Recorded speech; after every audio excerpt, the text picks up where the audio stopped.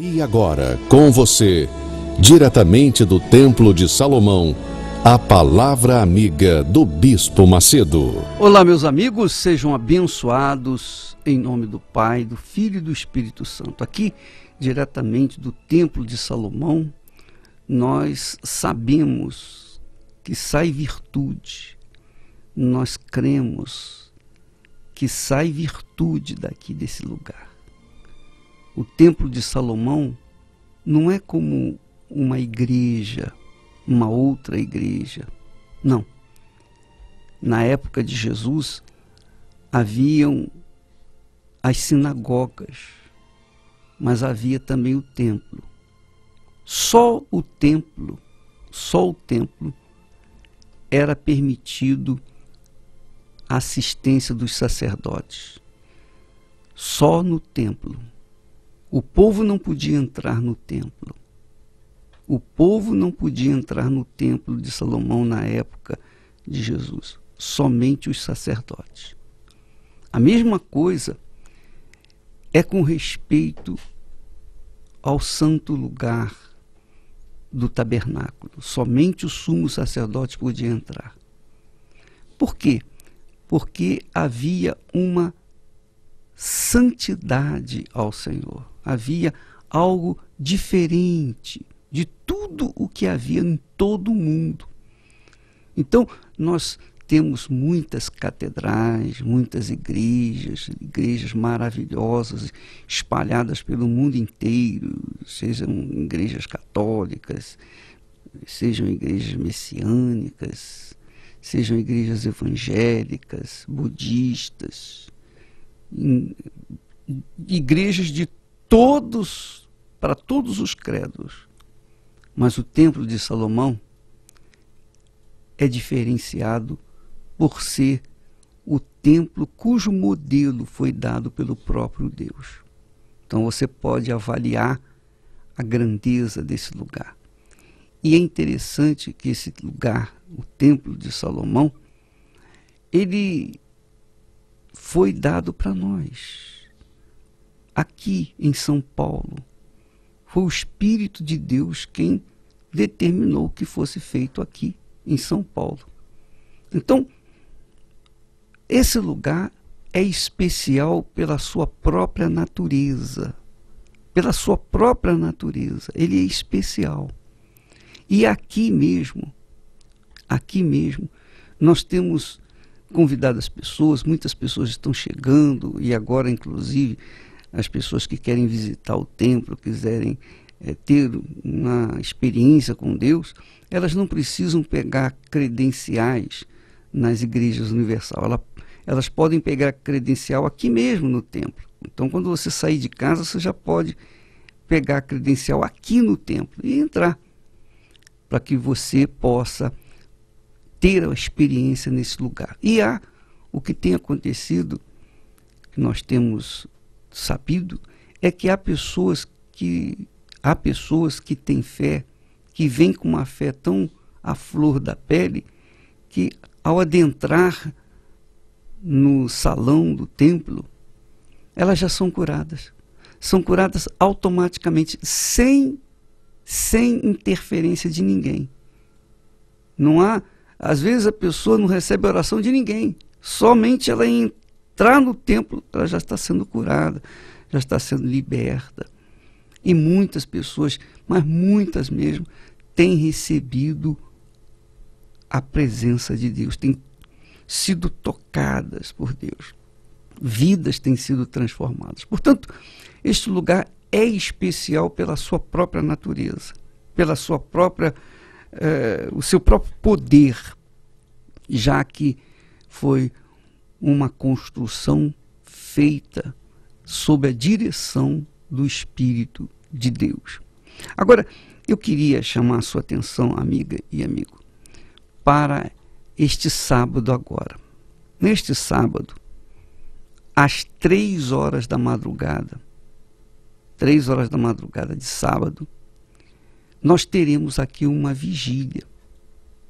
A vigília para os sedentos, a vigília para os famintos que estão buscando uma razão para viver, porque o Espírito Santo, o Espírito de Deus, é o único capaz de nos dar razão para viver. O Espírito de Deus é o único capaz de nos revelar, nos apresentar Jesus. Você sabe que quando a pessoa tem uma experiência com o Senhor Jesus, a exemplo do que nós tivemos, foi o Espírito Santo quem fez isso. Ele não foi anjo, nem arcanjo, nem querubim, nem serafim. Foi o próprio Deus quem nos revelou Jesus. Há uma mudança dentro dela tão grande que as pessoas ao redor, elas reparam. Elas podem não dar o braço a torcer. Você tem familiares, você tem pessoas que de repente criticam a sua fé. Mas no fundo, elas conseguem enxergar essa transformação que o Espírito Santo fez, e as pessoas que Jesus revelou o Espírito Santo a elas, ou o Espírito Santo, perdão, revelou Jesus, elas são privilegiadas. E neste sábado, às 3 horas da manhã, justamente no horário inapropriado, porque 3 horas da manhã é o horário, digamos assim, o pico do sono de cada um, de cada ser humano. Mas nós escolhemos esse horário justamente para evitar trazer pessoas, digamos assim, curiosas, pessoas aventureiras, pessoas que querem vir para visitar, só para olhar. Então, essas pessoas com certeza não virão às 3 horas da madrugada. Somente as pessoas realmente interessadas, sedentas, fissuradas, digamos assim, em ter um encontro com Deus virão. E essa reunião é para essas pessoas que têm sede e fome da presença de Deus. O rei Davi disse: Senhor, pela manhã, ouves a minha voz.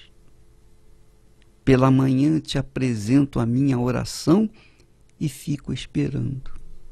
Olha só que confiança, olha só que fé, olha só que pensamento, que determinação. Davi determinou, eu te apresento a minha oração pela manhã e fico esperando. E é o que nós iremos fazer, não pela manhã, mas pela madrugada, que é mais forte. E essa vigília, ela vai criar na vida da pessoa uma transformação. O bicho vê. Eu estava pesquisando a respeito de vigília. E a origem da palavra vigília quer dizer ser forte. E é o que Deus quer fazer. Ele quer fazer um povo forte. Ele quer que você seja forte espiritualmente. Para você ser forte espiritualmente, você tem que buscá-lo. Essa vigília são para as pessoas que têm sede e que não vão se curvar às dificuldades. Porque se você é aquela pessoa que com facilidade você deixa se levar pelas circunstâncias, então é porque você não foi chamado para essa vigília. A vigília é para aqueles que querem, aqueles que trazem dentro de si esse desejo maior de todos de ter essa experiência com Deus, a experiência que um dia nós tivemos. E é óbvio que aqueles que buscam ao Senhor pela madrugada, obviamente, são diferentes. Tem uma diferença. Demonstram uma fé diferente, diferenciada. Você sabe que em tudo na vida existem pessoas que são boas trabalhadoras, são pessoas que dão o melhor de si. Tem pessoas, tem estudantes que também são inteligentes, são aplicados. Mas sempre numa turma de estudantes, numa turma de trabalhadores, numa turma de pastores, numa turma de qualquer profissão, existem aqueles que se excedem. Não são muitos. Não são muitos. Então tem aqueles que se excedem. nós temos, por exemplo, no quadro de pastores na Igreja Universal, nós temos muitos pastores, são milhares e milhares de pastores.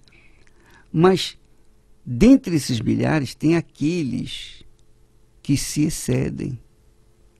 O que significa isso? São aqueles que são mais aplicados, são aqueles que são mais dedicados, são aqueles que são mais entregues, são aqueles que são mais intrépidos, são aqueles que dizem para todos e, sobretudo, para si mesmo: eu não tenho nada a perder, eu vou mergulhar de corpo, alma e espírito naquilo que eu estou fazendo. Então, esses especiais que se entregam, que se dão, esses são os que excedem, e que obviamente chamam a atenção de Deus. Porque uma coisa, você vê, por exemplo, Jesus estava lá no templo e na hora da oferta vieram os homens ricos e depositaram grandes somas de dinheiro no gasofilácio. E veio uma viúva pobre e depositou 2 moedas. Então Jesus não falou nada com ninguém, apenas chamou os seus discípulos e lhes ensinou, dizendo: olha, você está vendo? Aqueles homens ricos depositaram grandes somas. Jesus estava vendo e avaliando a oferta de cada um, com certeza, porque ele chegou a essa conclusão porque ele estava avaliando. Viu, eles deram grandes somas de dinheiro. Mas essa viúva, ela deu 2 moedas, mas da sua pobreza, do que ela tinha. Tudo que ela tinha, ela dispôs, ela colocou no altar. Então, ela deu mais do que todos eles juntos. Quer dizer, essa viúva se excedeu. Essa viúva se excedia, digamos assim, aos demais, a todas as demais pessoas que ali estavam. E Deus está buscando pessoas assim, né, bispo? Que se excede, pessoas que se entregam para que Ele possa fazer a diferença. Isso. Porque se não houver essa força, essa entrega, essa disposição, então a glória de Deus não se manifesta de forma total. É como, por exemplo, diz o texto sagrado, né? Que os olhos de Deus passam por toda a terra para mostrar-se forte para com aqueles cujo coração é totalmente dele. Quer dizer, aqueles cujo coração é como sem reserva, sem reserva. Então, você que está me ouvindo nesse momento deve estar avaliando as minhas palavras, pesando direitinho, e se você ler a Bíblia, você vai conferir isso aí. Então, esta sexta-feira, 3 horas da manhã, aliás, sexta não, sábado, é a vigília de sexta para sábado, que é sábado, às 3 horas da manhã. Então, essa vigília é para as pessoas que querem se exceder, que querem mais. Mas porque elas querem mais, elas estão dispostas a dar mais, a darem tudo de si, sem nenhuma reserva. Então, quando a pessoa faz isso, obrigatoriamente, eu repito, Deus tem que abençoar de forma também excessiva. O problema é a pessoa achar que ela já fez muito para Deus. Ela achar que ela já fez demais da conta, e aí faz com que ela se limite. E quanto mais você der, mais você vai receber. É aquela velha história, a pessoa ela pede muito, mas dá a ele pouco. E quando você tem esse tipo de pensamento, que você já fez muito, já fez demais para Deus, você nada mais, nada menos está limitando o que Ele tem para lhe dar de maior. E é importante você, minha amiga, meu amigo, observar que quando nós estamos falando assim, dar, se entregar totalmente, nós não estamos nos referindo à oferta, simplesmente. Porque a oferta é apenas a materialização da sua entrega. A sua oferta, a minha oferta, a nossa oferta, significa a materialização do que nós temos dentro de nós. Então você verifica, a viúva pobre, ela materializou a sua fé total, sua entrega total, porque do pouco que ela tinha, ela deu tudo, ficou sem nada. Quer dizer, a refeição dela daquele dia ficou a ver navios. O estômago dela ia ficar sem refeição, porque ela deu até o último centavo, que não era grande coisa, mas era tudo que ela tinha, tudo que ela possuía. E Jesus observou esse detalhe. Não é a oferta, não é o dinheiro, não é o valor monetário, não é a doação que faz a diferença, mas o que há por trás dessa oferta, dessa doação. É o que há por trás. Por exemplo, quando você se casou, você amava a sua esposa ou seu marido, quando vocês eram noivos e subiram no altar, vocês fizeram juras de amor. Vocês fizeram juras de amor. E nessas juras de amor, acompanhando essas juras de amor, houve aquela entrega. Um se entregou para o outro. Um se casou com o outro. Um renunciou à vida de solteiro pelo outro. Então houve uma entrega, houve uma doação. A prova daquele amor que estava sentindo um pelo outro ficou comprovada nessa abnegação da vida de solteiro, da vida de liberdade, por uma vida em conjunto. Então, o rapaz tinha muitas mulheres, tinha uma vida fácil, uma vida regalada, uma vida, enfim, totalmente de liberdade. Mas por conta do sentimento de amor para com aquela determinada noiva, então ele falou, não, eu quero me casar com você. Eu quero me comprometer só com você. Eu só quero você, mas não quero mais nenhuma outra. Eu quero ficar só com você. Quer dizer, ele abdicou das demais para ficar só com ela. E ela, obviamente, da mesma forma. Então, quando há essa entrega total, que é o casamento é isso, entrega total. Então, o que envolve isso? Envolve doação, envolve oferta da própria pessoa. A pessoa é a própria oferta para outra pessoa. E você, minha amiga, meu amigo, pode fazer uma analogia do relacionamento entre você e Deus. Quando é que uma pessoa recebe o Espírito Santo? Quando ela se entrega também 100%. Se ela não se entrega 100%, ela também não recebe 100% de Deus. Ela não vai receber, obviamente.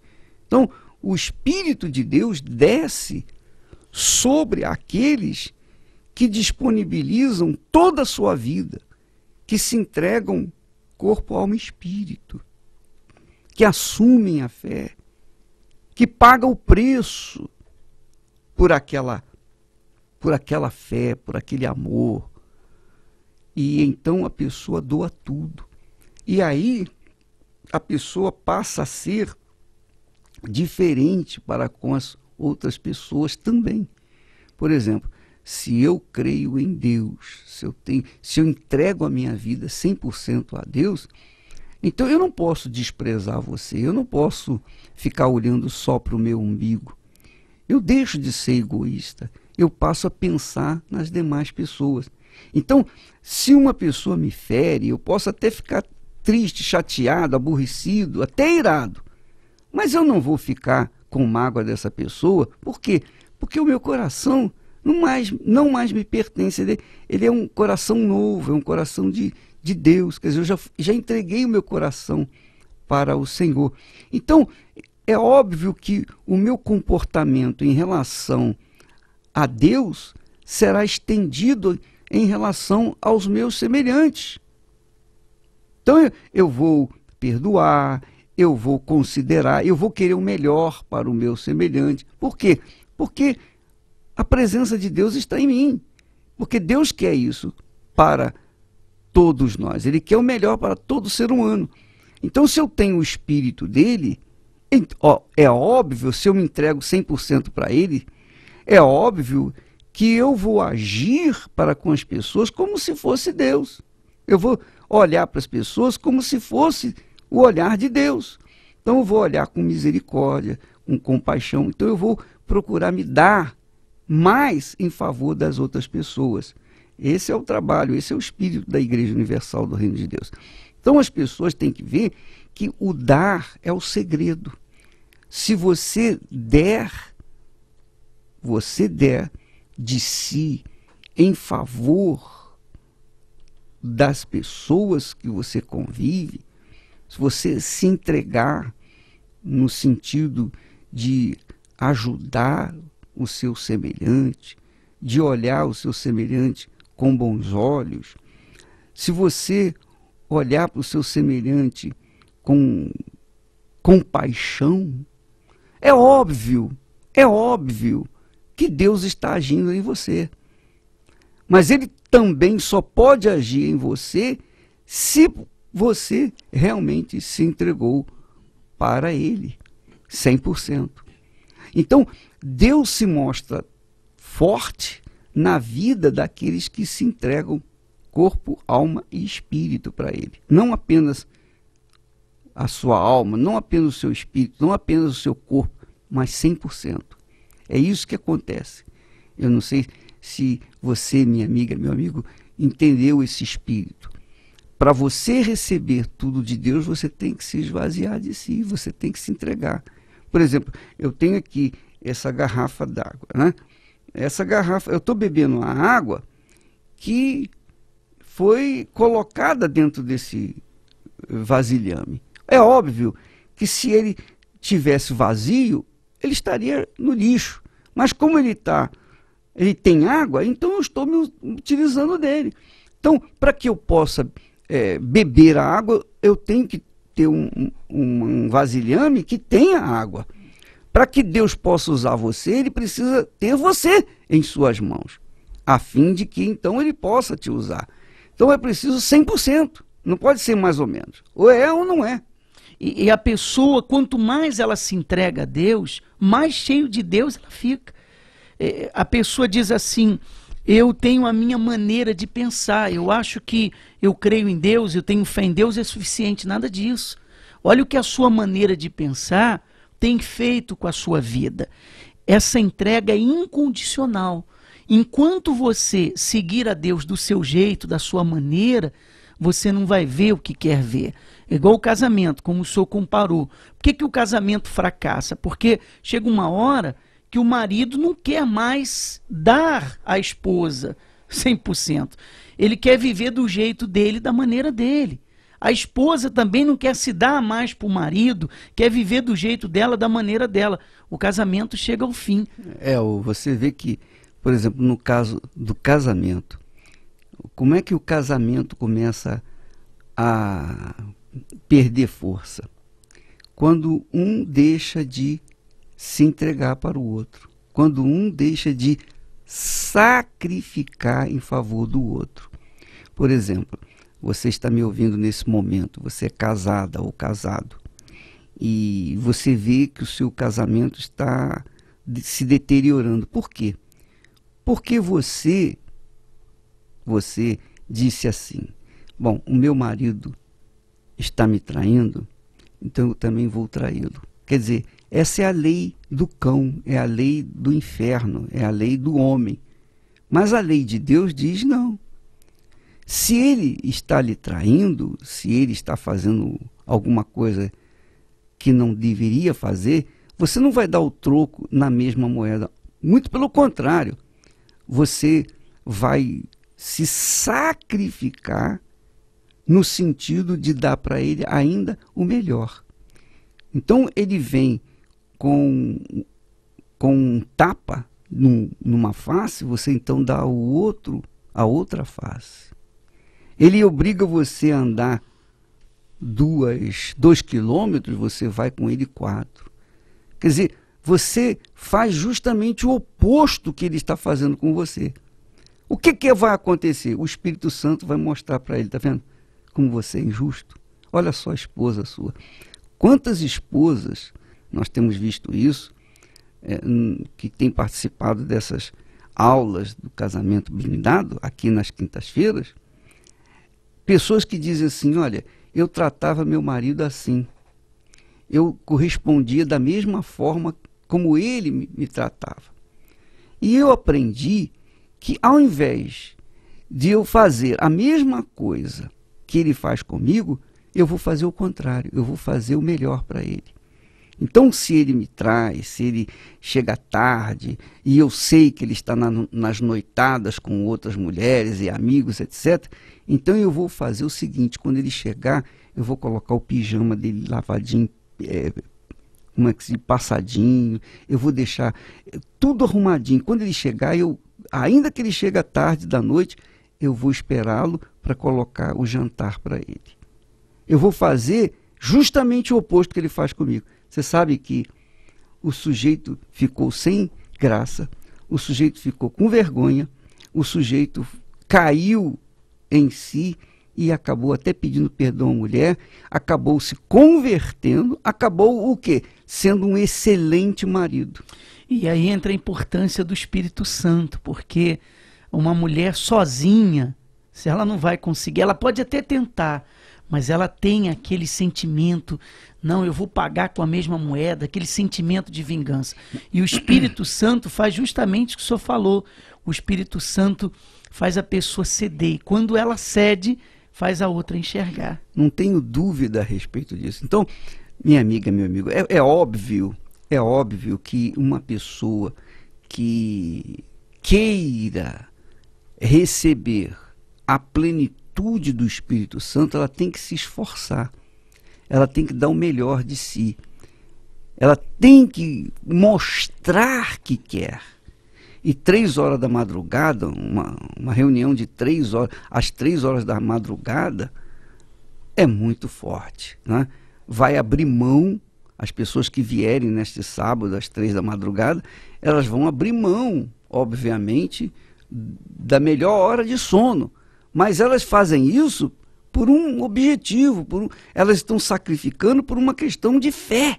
Fé, elas creem naquilo. Então, por isso, elas serão beneficiadas, porque é dando que se recebe. E da maneira como nós damos, nós vamos receber. É como Jesus falou, da maneira como nós medimos, nós seremos medidos. Da maneira como nós damos, nós vamos receber. Essa é a lei de Deus. E a vigília que vai estar acontecendo neste sábado, você vai estar colocando em depósito a oração. Nós vamos estar buscando a Deus. A madrugada que você estará diante dele, você vai estar se sustentando espiritualmente, se fortalecendo espiritualmente, para quando vier qualquer situação, você tem suporte. Nós vamos estar vigiando e orando. Jesus recomendou fazer isso. E diga-se de passagem, quem é que pode garantir que Jesus não volta nessa madrugada? Quem pode garantir que sim, quem pode garantir que não? Então, nós vamos estar fazendo o que Jesus recomendou, em vigília, vigiando e orando. Aqui no Templo de Salomão, somente aqui no Templo de Salomão, às 3 da madrugada, neste sábado. Há um doce Espírito aqui.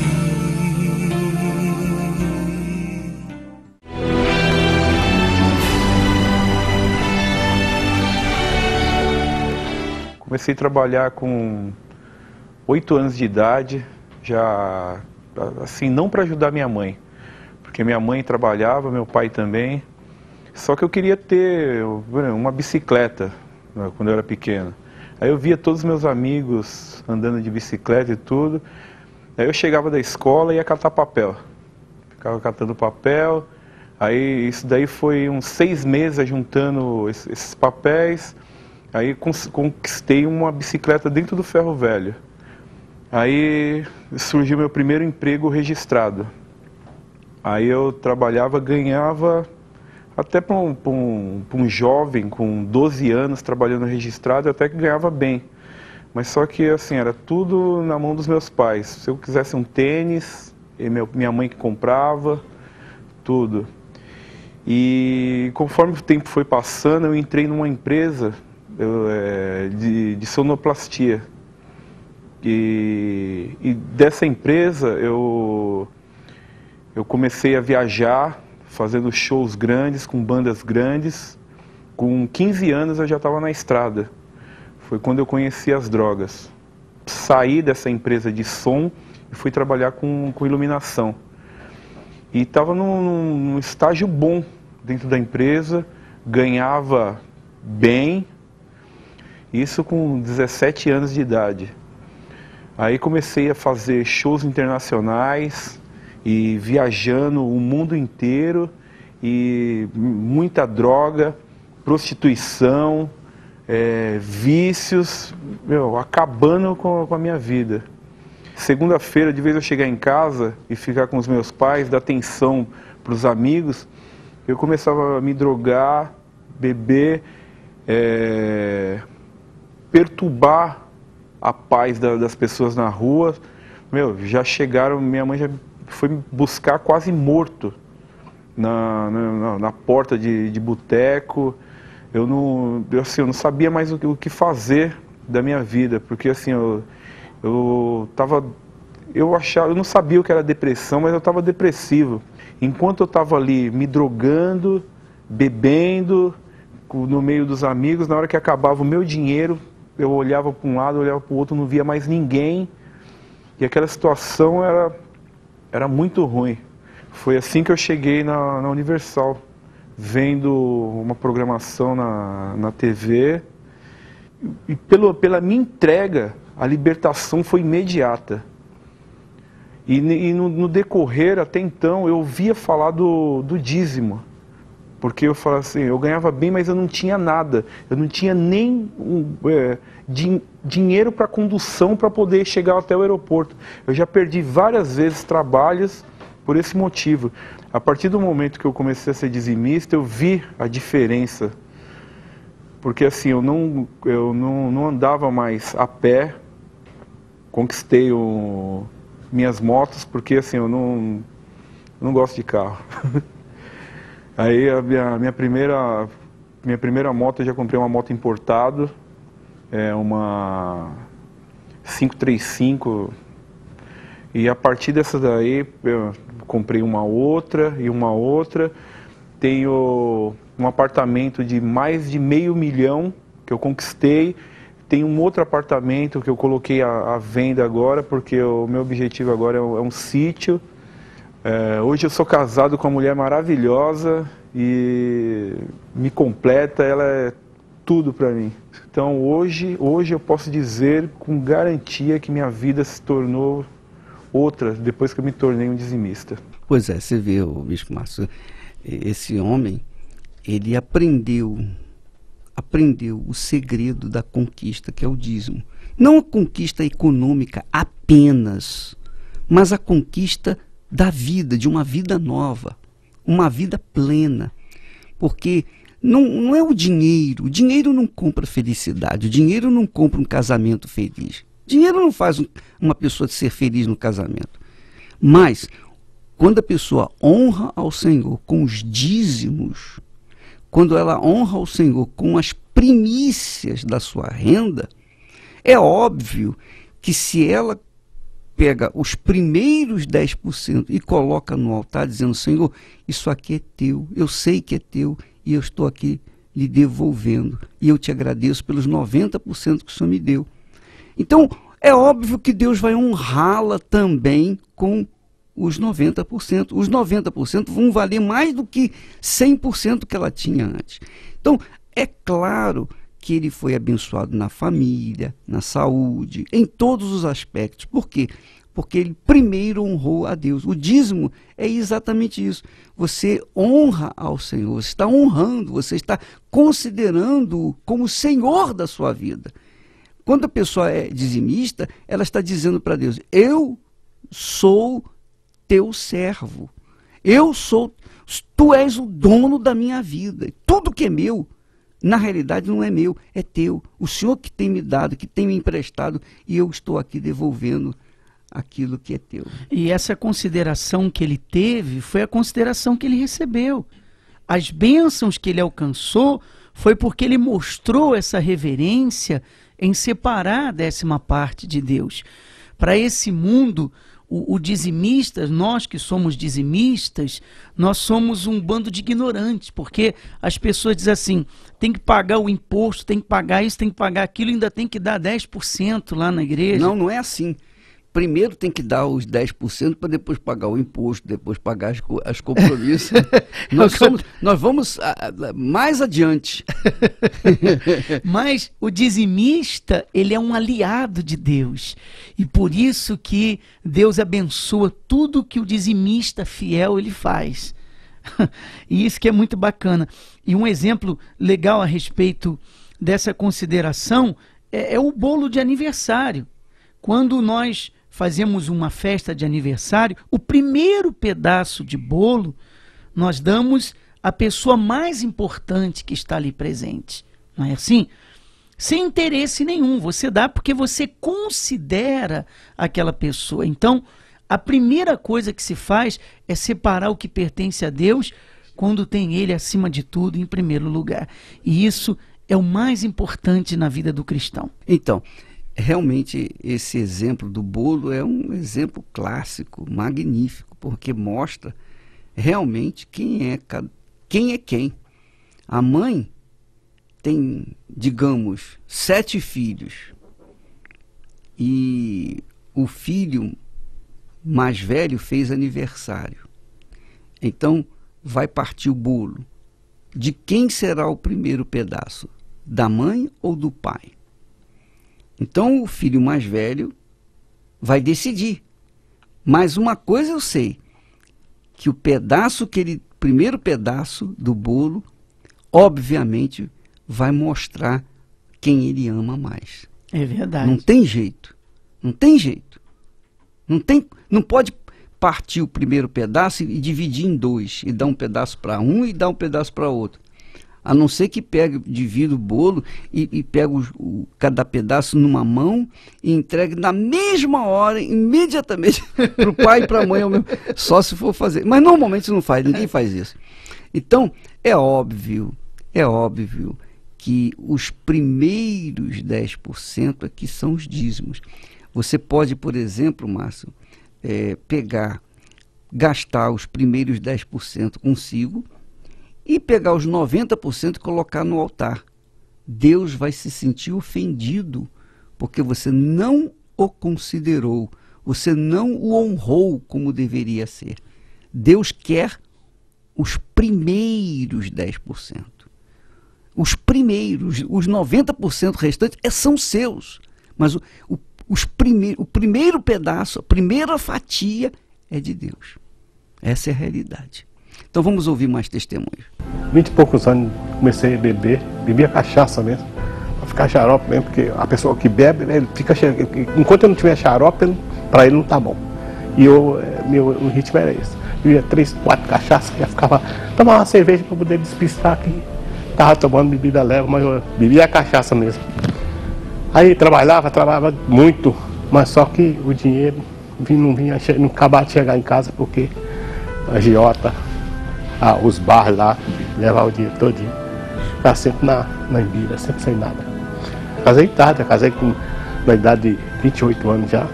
Tem filho, tem 2 filhos. E a vida sempre ruim. Depois eu bebia muito, fumava. Com 2 meses que eu estava no Universal, eu não fumava mais. E nem bebia. Foi no Universal que eu vim falar sobre o dízimo, que a gente dando o dízimo, que a vida da gente transformava. E aconteceu. A minha vida mudou. Hoje eu sou outra pessoa. Eu recebo meu dinheiro do banco, vai direto para casa.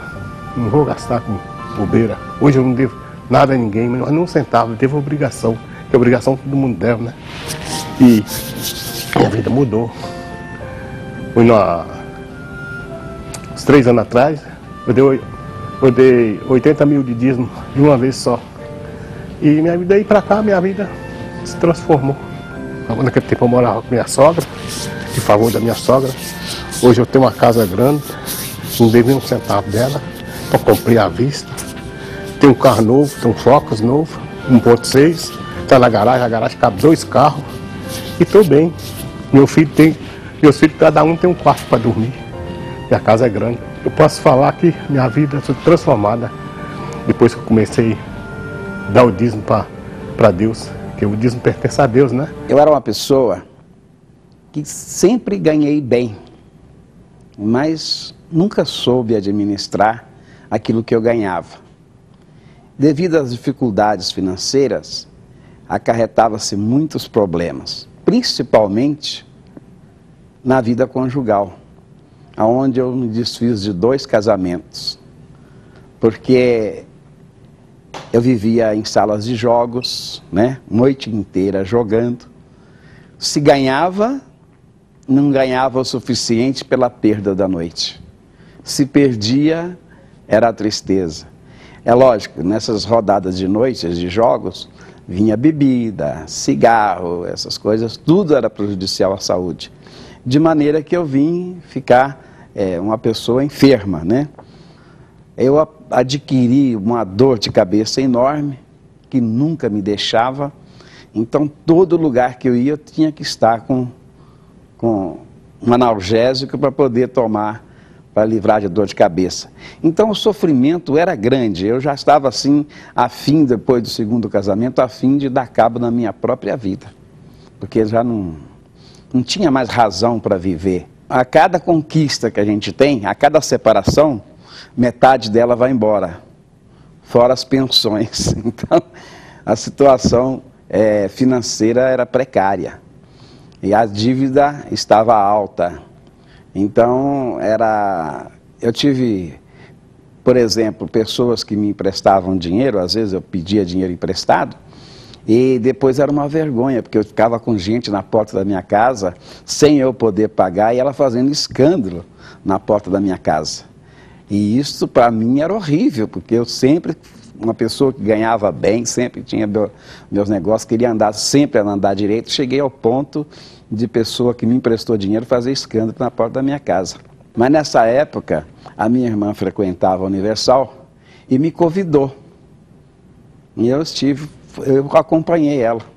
E lá eu fiquei conhecendo sobre o dízimo, tomei conhecimento do dízimo.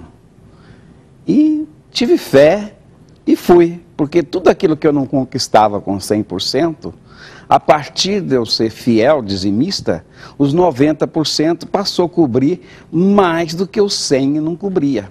E a partir do momento que eu passei a frequentar a Universal, tudo aquilo que para mim era uma alegria, que era o jogo, que era esse tipo de diversão, passou a ser, não existe mais para mim, entendeu?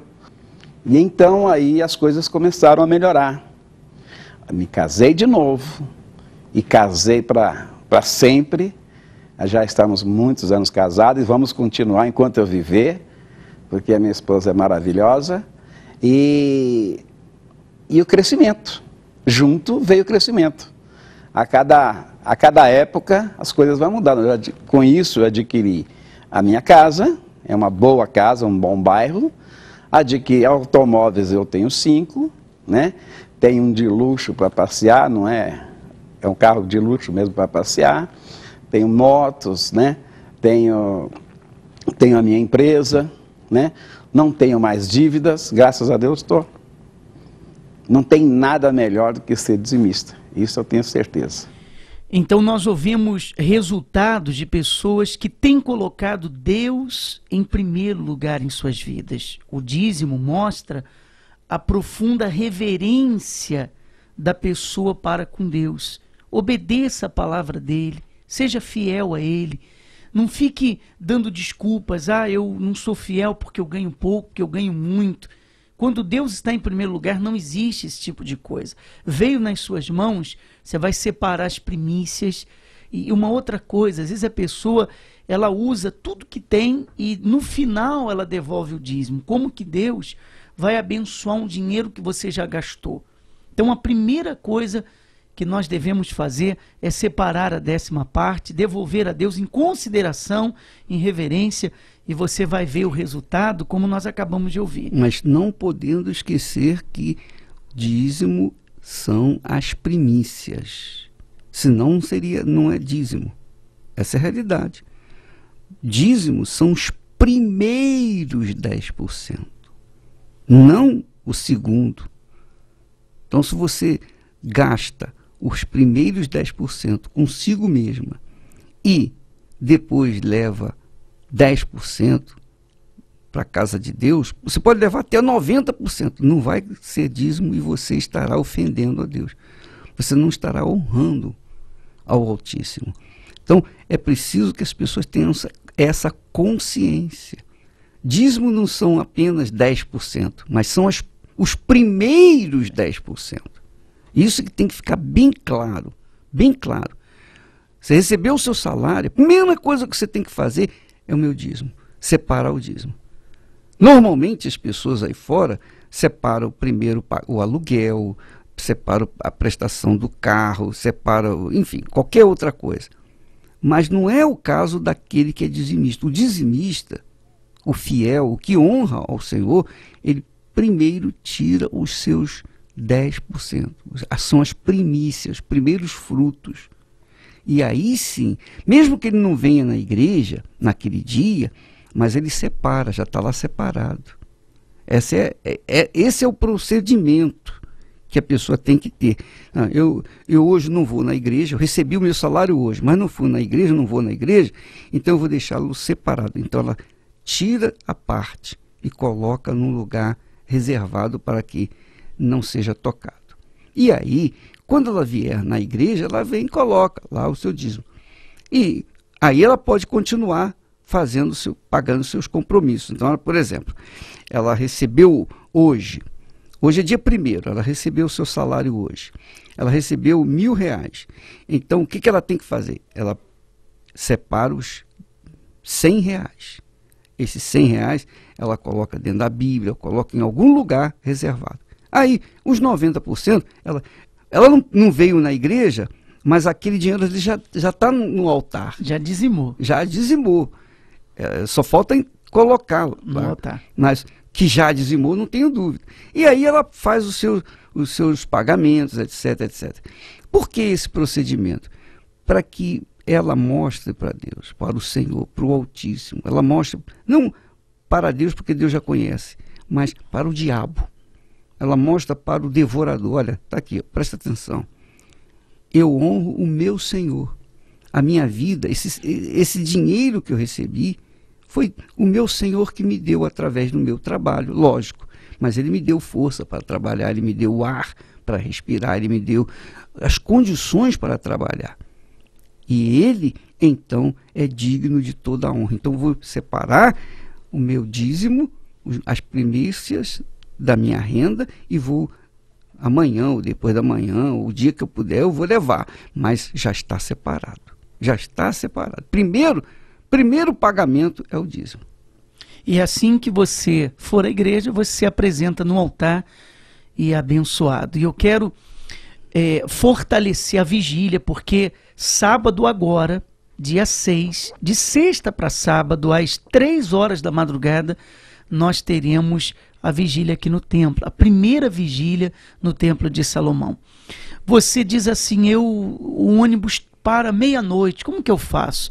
Se a vigília é às 3 horas da manhã. Você pode vir no último ônibus, seja ele meia-noite, 11 da noite, 10 da noite, não importa. Nós reservamos o salão da igreja aqui do Brás, Celso Garcia 499. Você vai aguardar lá, por volta de 1 da manhã nós estaremos abrindo a porta do templo. E aí você vem do Brás já preparado, você vem para participar da vigília. Já preparamos ali o cafezinho, o chocolate, o bolo, você vai ficar à vontade com a sua família e em seguida, por volta de 1 da manhã, nós estaremos abrindo o templo e você vem para essa vigília que vai marcar, eu tenho certeza, na sua vida. É muito forte. Primeira vigília do templo, neste sábado, às 3 da madrugada. Quer dizer, você não vai chegar 3 horas, porque se você chegar 3 horas, você vai encontrar a porta fechada. Você vai ter que chegar bem antes, porque nós vamos lhe dar a credencial aqui no templo, para você poder entrar e participar dessa vigília maravilhosa.